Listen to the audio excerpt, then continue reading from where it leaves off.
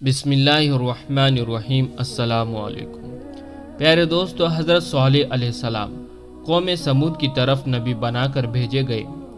آپ نے جب قوم سمود کو اللہ کا فرمان سنا کر ایمان کی دعوت دی تو اس سرکش قوم نے آپ سے یہ معجزہ طلب کیا کہ آپ اس پہاڑی کی چٹان سے ایک حاملہ اونٹنی نکالے جو خوب فرب اور ہر قسم کے عیوب و نقاصات سے پاک ہوں۔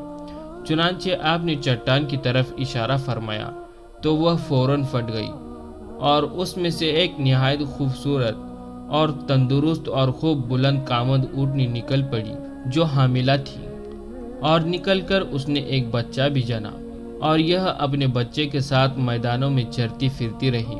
اس بستی میں ایک ہی تالاب تھا جس میں پہاڑوں کے چشموں سے پانی گر کر جمع ہوتا تھا۔ آپ نے فرمایا، اے لوگوں، دیکھو یہ معجزے کی اونٹنی ہے۔ ایک روز تمہارے تالاب کا سارا پانی یہ پی ڈالے گی اور ایک روز تم لوگ پینا۔ قوم نے اس کو مان لیا۔ پھر آپ نے قوم سمود کے سامنے یہ تقریر فرمائی، اے میری قوم، اللہ کی عبادت کرو، اس کے سوا تمہارا کوئی معبود نہیں۔ بے شک تمہارے پاس تمہارے رب کی طرف سے روشنائی دلیل آئی ہے۔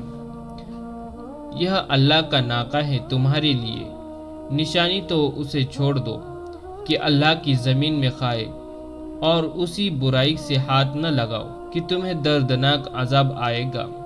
چند دن تو قوم سمود نے اس تکلیف کو برداشت کیا کہ ایک دن ان کو پانی نہیں ملتا تھا، کیونکہ اس دن تالاب کا سارا پانی اونٹنی پی جاتی تھی۔ اس لیے ان لوگوں نے طے کر لیا کہ اس اونٹنی کو قتل کر ڈالو۔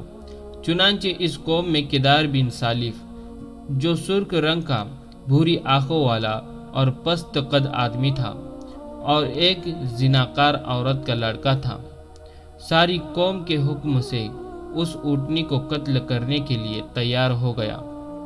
حضرت صالح علیہ السلام منع ہی کرتے رہے، لیکن کدار بن سالف نے پہلے تو اونٹنی کے چاروں پاؤں کو کاٹ ڈالا، پھر اس کو ذبح کر دیا، اور انتہائی سرکشی کے ساتھ حضرت صالح علیہ السلام سے بے ادبانہ گفتگو کرنے لگا۔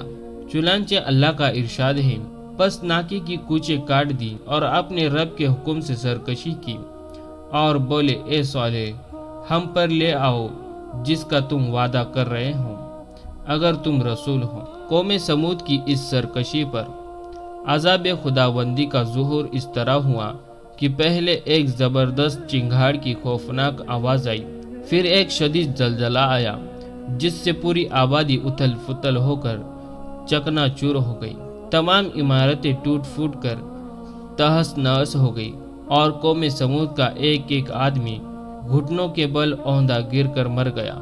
قرآن مجید نے فرمایا، تو انہیں زلزلے نے آ لیا تو صبح کو اپنے گھروں میں اوندھے گر گئے۔